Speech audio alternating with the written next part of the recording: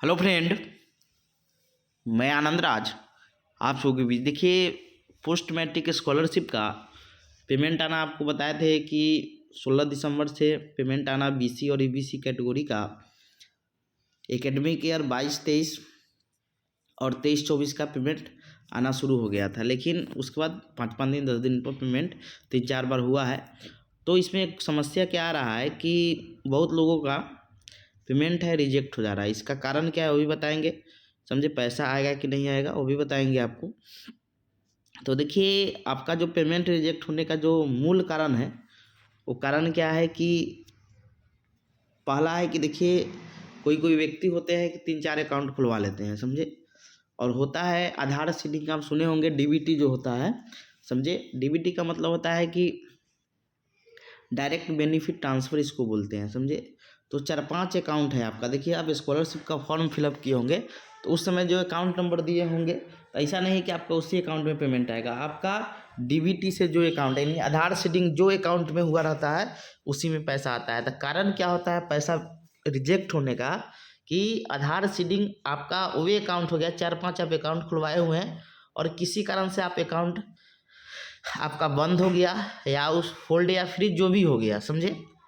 तो जो अकाउंट आपका डीबीटी से जुड़ा होगा यानी आधार सीडिंग से जुड़ा होगा और वह अकाउंट क्या हो गया कि बंद हो गया आपका किसी कारण से, तो उस स्थिति में आपका पेमेंट क्या हो जाता है, रिजेक्ट हो जाता है, समझे। जैसे मान लीजिए आप 5-6 अकाउंट खुले, जैसे आप खोले एयरटेल पेमेंट बैंक में खुलवाए हैं, बैंक ऑफ इंडिया में है आपका, post matric Indian post payment bank में खुलवाए हैं। तो एयरटेल पेमेंट बैंक हुआ या आपका इंडियन पोस्ट पेमेंट, इस समय ऑटोमेटिक आपका डीबीटी से जुड़ जाता है। मान लीजिए आप अकाउंट नंबर दिए हुए हैं बैंक ऑफ इंडिया के, तो ऐसी स्थिति में क्या होता है कि आपका एयरटेल पेमेंट बैंक मान लीजिए आपका बंद है, समझे, और उसी से आधार सीडिंग हो गया है, वही वाला आपका डीबीटी से जुड़ा हुआ है, तो आपका पेमेंट रिजेक्ट हो जाएगा। तो अब पेमेंट कैसे आएगा आपका, तो देखिए इसका पेमेंट तो आएगा, तो इसके लिए आपको क्या करना होगा, जो भी आपका अकाउंट है, समझे, या जो भी आप चेक कर सकते हैं आधार सीडिंग, गूगल पर जाकर चेक भी कर सकते हैं, समझे, कि आधार सीडिंग आपका किस बैंक से जुड़ा हुआ है। वो चेंज भी होता है, आप फिर से डीबीटी जाकर बैंक में डीबीटी करवा सकते हैं, तो फिर आपका पैसा आ जाएगा। लेकिन देखिए, सेम जो आपका डीबीटी है फ्रीज हो गया है, या जो आपका बैंक का जो आधार सीडिंग से जुड़ा हुआ है और वो बैंक आपका क्या है फ्रीज, या बैंक अकाउंट फ्रीज, या आपका होल्ड हो चुका है या बंद हो चुका है, तो आप चालू करवाइएगा तो वो पैसा आ जाएगा। या आप दूसरा अकाउंट, समझे, कोई दूसरा जो आपका अकाउंट होगा उसको डीबीटी से जुड़वा लीजिए, समझे।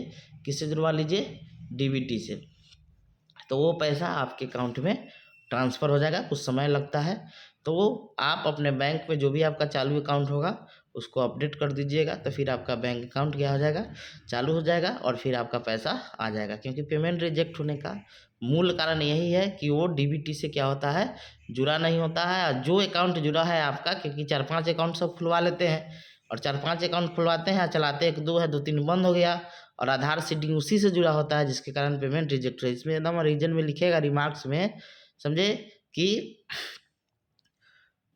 जो इसका 95 आधार नंबर डिसीडेड फ्रॉम बोल रहा है NPCI mapper by bank customer to connect, यानी फिर से आपको बोला आधार सीडिंग करवाने के लिए, समझे।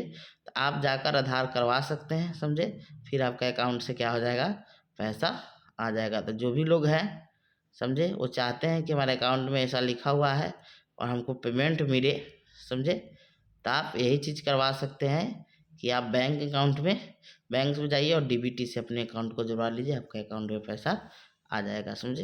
ये चीज़ करवा सकते हैं।